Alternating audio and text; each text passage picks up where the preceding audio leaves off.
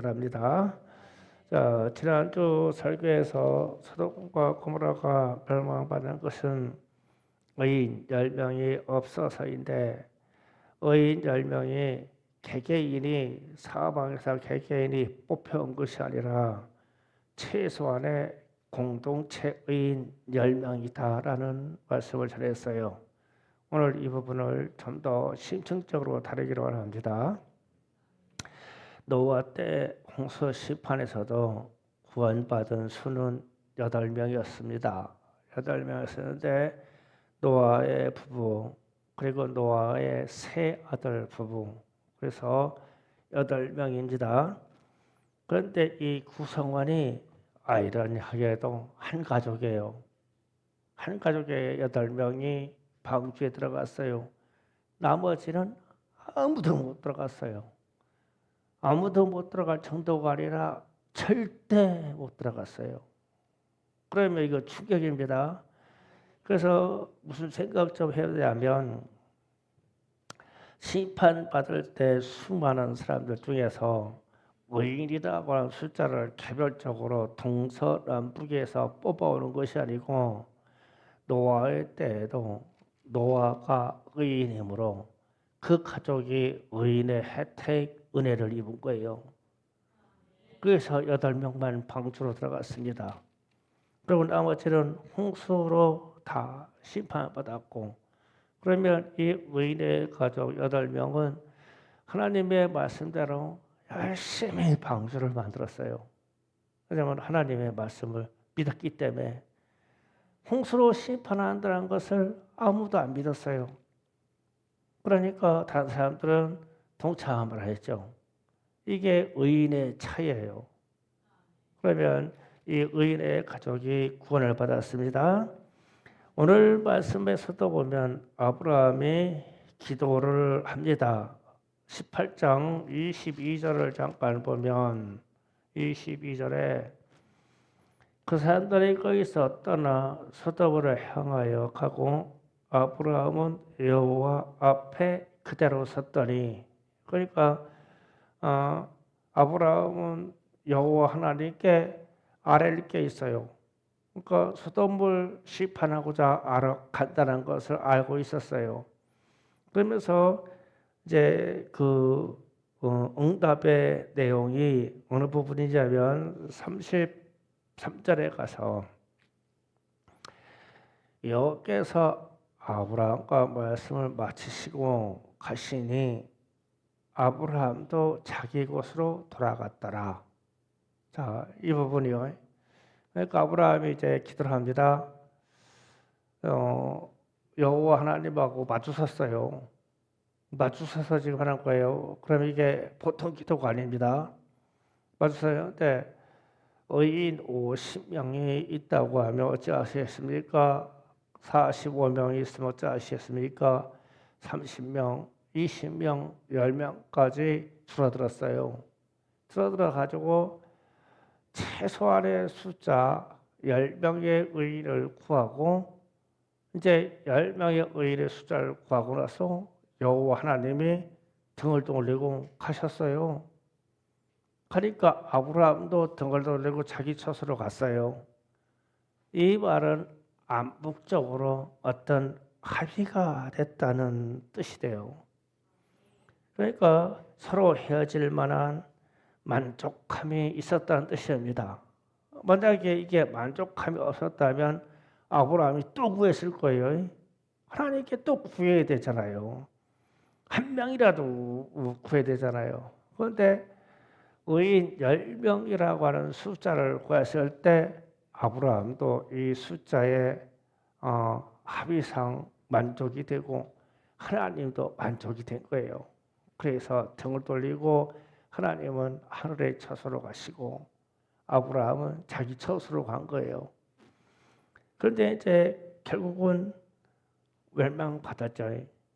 그러면서 이제 롯의 가족을 좀 생각하게 됩니다. 아브라함의 조카 롯이, 롯과 롯의 아내와 두 딸이 있었는데, 이제 결정적으로 천사의 도움으로 구원받아 나올 때 롯의 아내는 실패를 합니다. 그래서 결국은 셋만 남아요. 롯하고 2딸만 남았습니다. 그러면 아브라함이 기도했던 최소한의 10명의 10명의 의인의 가족이 있어야 되는데 롯하고 그 아내하고 2딸하고 2딸의 사위가 약 정혼한 사위가 있었어요. 사위 둘하고 그럼 6. 그 다음에 딸이 결혼해서 자녀를 낳았다면 2셋씩 붙으면 10명이 될 수 있겠죠. 그러면 소돔은 멸망받지 않습니다. 그러면 이제 무슨 생각을 해야 되냐면 하나님의 심판에 대하여 이 두 사위가 같이 떠나자고 했을 때 두 사위가 농담을 알았어요. 그 성경에 그렇게 기록되어 있습니다. 창세기 19장 14절을 보시겠습니다. 자, 다 같이 한번 보겠습니다. 시작. 롯이 나가서 그 딸과 결혼할 사위에게 말하여 이르되 여호와께서 이 상을 말하실 터이니 너희는 일어나 이곳을 떠나라 하되 그 사위들은 농담으로 여겼더라. 아멘. 사위들은 거기서 소돔과 고모라의 심판한테 불에 타 죽은 거죠. 그러면 이제 여기서는 생각해 봐야 돼요. 롯의 가족은 소돔과 고모라에서 전도했거나 아니면 가족이 성장했거나 해서 부흥시키지 못했어요. 하나님이 원하는 최소한의 공동체 10명의 수준을 만들지 못했어요. 그러니까 롯은 한 도시에 가서 실패한 거죠. 그러면은 이것을 우리에게 적용할 때 그런 생각해 봐야 돼요. 우리는 우리의 각 지체, 각 직분자인 나는 우리 가족과 더불어 구원의 숫자가 우리 집안에 10명이 되나? 그러면은 10명쯤 되려면요 한 3대 4대가 같이 예수를 믿어야 돼요. 지금 소가족 제도일 경우에요. 저희 같은 경우에 저희 어머니 아버지가 살아계실 때 4대가 예배를 했거든요. 저희 어머니 아버지 그리고 사모님하고 저하고 우리 3딸 그럼 7, 2 사위 그러면은 8, 9 그리고 손주들 4명이요. 그 13명이 예배 드렸어요. 그러면 이제 그거랑 이제 사진을 이렇게 찍어 놓았는데 많은 사람들이 우리 가족 사진 보면 참 희귀하다고 그러죠. 4대가 예배 드렸다고요. 그러면은 뭐 제가 의인이라고 자랑하는 게 아니에요. 이런 형태의 믿음에 결집된 그 공동체. 그러면 여러분이 이제 집사고 장로고 권사고 그러면 직분자면 나로 인해서 내 주변에 믿음으로 말미암은 그 숫자, 그러니까 믿음의 명문 가족, 믿음의 명문 족보를 만들려고 해야 돼요. 저는 목회 나올 때부터 무작정 그 기도를 했어요. 하나님, 저는 제가 구원받아서 사실 우리 사모님 때문에 목회자 돼서 우리 처갓집에 대해서 상당한 제가 은혜로 생각했어요. 예수를 믿고 목회자로 들어갈 때 우리 처갓집 영향이 상당했거든요. 그래서 제가 목회자 될 때 그랬어요. 하나님, 제 친족, 제 김씨 집안을 생각하면 제가 목회자 된 저 외에 장로 될 사람, 권사 될 사람, 또 목회자 될 사람 없어요. 진짜 제 친족 김씨 집안에는 없는 거예요. 그런데 우리 사모님 이씨 집안하고 우리 사모님 어머니 장모님 조씨 집안하고 합치면 예수 믿는 사람들하고 예수 믿는 대수가 있어요. 그래서 주님, 저는 우리 처갓집을 통해서 명문대가, 믿음의 명문대가를 만들겠습니다. 그래서 우리 천안들하고 등등의 사람들 다 장로 권사 세우고 그 중에 나오는 사람을 목회자로 키워서 우리 처갓집의 이 명문대가를 만들겠습니다. 그런데 좀 실패했죠. 아직까지는 아니지만 많이 무너졌어요. 아쉬운 부분이 있죠.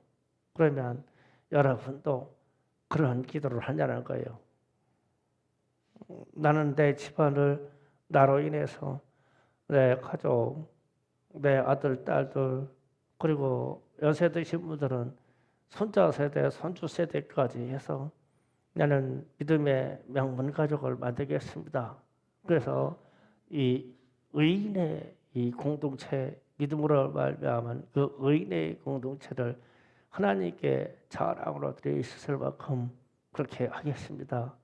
그렇게 기도를 하냐는 거예요. 그렇게 기도를 해야 되지 않겠냐는 거예요.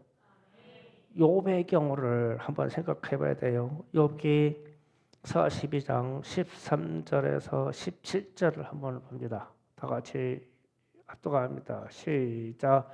또 아들 7과 딸 3을 두었으며 첫 번째 딸을 미라 이름하였고 둘째 딸은 구시아라 이름하였고 셋째 딸은 게라나보이라 이름하였으나 그 땅에서 욥의 딸처럼 아리따운 여자가 없었더라.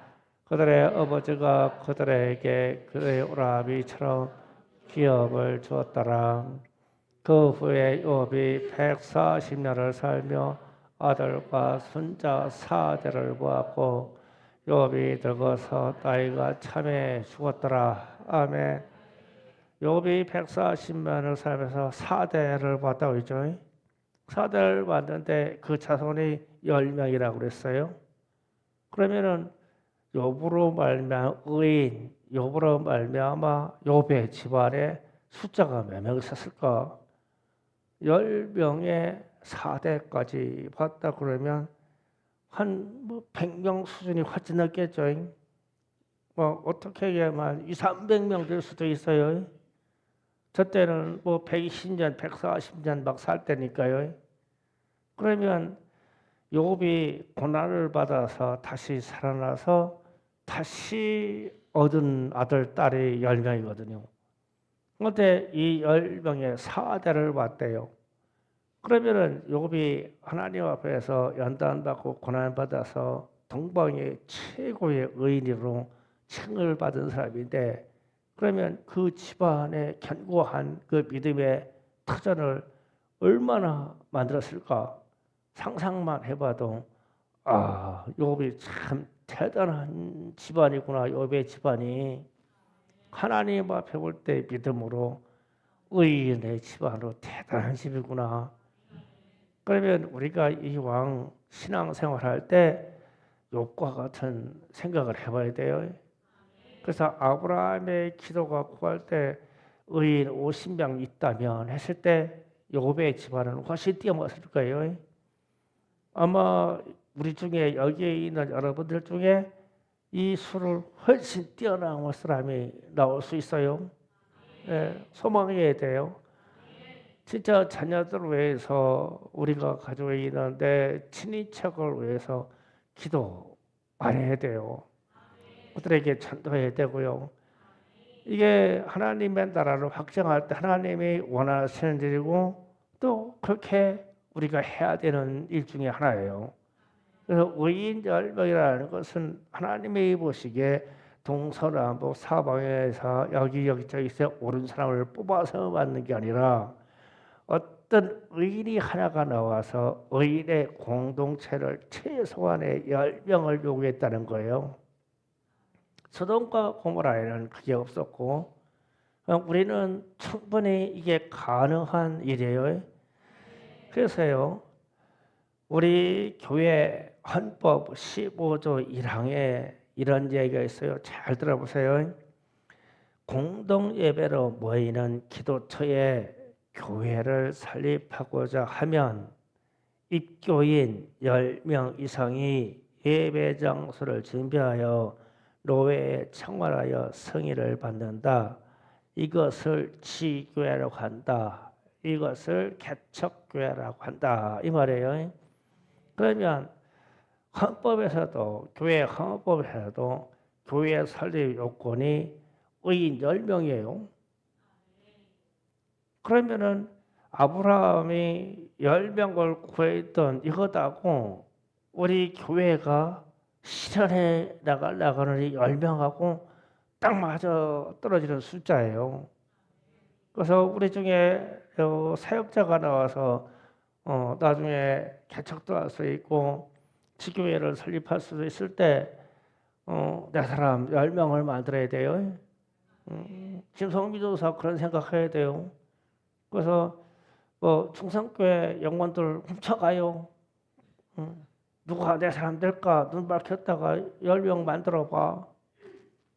나는 그렇게 떼주고 싶은 사람이야. 충성교회다 모아놓고 나 김성민이 죽인다 이게 아니고 김성민이도 전도에서 자기 사람 10명 만들어 1명 되겠는데 어머니 1명 되고 앞으로 9이 모자라네. 아내 1명 얻어서 채워질 것이고 10명의 요건을 의인 10명의 요건을 만들어야 교회도 설립이 된다 이 얘기예요. 무슨 이해가셨죠? 그러면 결론을 말합니다. 소돔과 고모라의 의인 10명은 최소 공동체 수준을 하나님이 요구하신 것이다. 그렇다면 충성교회 각 지체 직분자는 의인 10명 이상의 공동체로 성장시켜야 돼요. 자기 영역과 자기 가족과요. 그렇게 성장시켜야 됩니다. 우리 권나진 집사님은 상당히 가능성이 있네요. 딸들 시집보내가지고 애들 2씩만 나게 하면 충분해요. 신랑도 잡아오고요. 11명 되네 그렇게 하면. 돼요. 가능해요. 김상수 집사님은 분발해야 될 것이고요. 분발하세요. 민채 한 방에 그냥 10명 나오면 되겠다. 의인의 숫자를 채워야 되니까 어쩔 수 없어.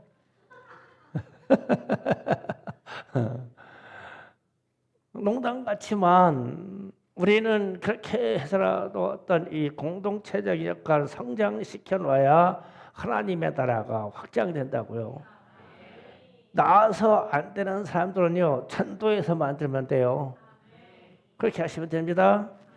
자, 그러면 이번 한성교회 선교팀이 우리 교회를 방문해서 우리가 선교 당하는 거잖아요. 그런데 선교 당하는 건데 저는 기분이 썩 좋지 않아요, 사실은. 아니 우리가 충분히 전도 갖고 우리가 충분히 선교하면 좋겠는데 아니 무슨 이런 교회가 있어 우리한테 선교해 준대. 그래서 전도하고 선교해 준다고 해서 감사하다고 받았거든. 그런데 마음은 그게 아니요. 그래서 이제 생각을 자꾸 고치는 거예요. 제가 하나님께서 충성교회를 안타깝게 오시고 은혜를 베푸시려고 한성교회를 쓰시는구나. 그러면 내가 잘 받고 충성교회가 잘 받고 우리도 이 선교를 받은 이것을 빚으로 여겨서 채무로 여겨서 우리도 부단히 갚으려고 해야 되는 것이다. 그래야 우리가 의인의 숫자가 확장되는 것이고 우리가 한성교회에서 와가지고요. 한성교회 믿음이 참 좋아요. 점심 식사 초청받는 사람 삼계탕만 100인분 해달라고 그랬어요. 이 사람들이 100명 이상 전도해가지고 정착시켜야겠다는 얘기 아니에요. 한편으로 좋지도 않대. 이게 기업할 일이야. 그런데 그 사람들은 지금 그렇게 기도하고 있다는 뜻이에요. 우리 사모님한테 들려가지고 최고의 손님 대접 수준으로 삼계탕 100인분을 준비해 주세요. 주일날 점심 때요. 그랬어요. 우리 빼고 숫자예요. 그런데 벌써 제가 여기 이거 공유해줘야 돼요. 이거 한산교회에서 온 케이스. 인근에 있는 지금 이쪽 앞에 있는 이 아파트 단지, 이쪽 막 테크노밸리 아파트 단지 아주 벌써 다 파괴했어요. 싹쓸이한다, 싹쓸이한다. 그런데 100명 이상 올까봐 걱정이요. 어디 갔냐? 그런데 이 사람들은 그렇게 계획을 하고 지금 실천을 하고 기도하고 있잖아요. 그런데 저녁 집회도 계획세하는데 8시 반에 시작해가지고 11시까지예요. 어린이 예배가.